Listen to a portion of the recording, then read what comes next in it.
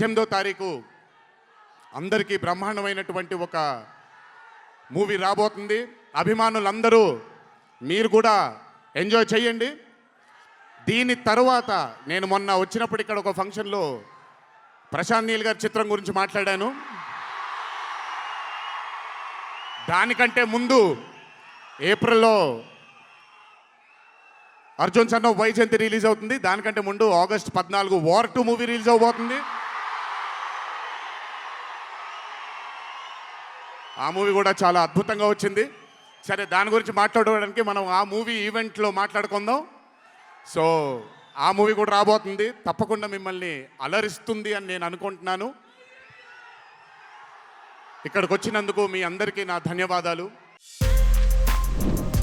For more videos like this, subscribe Big TV channel.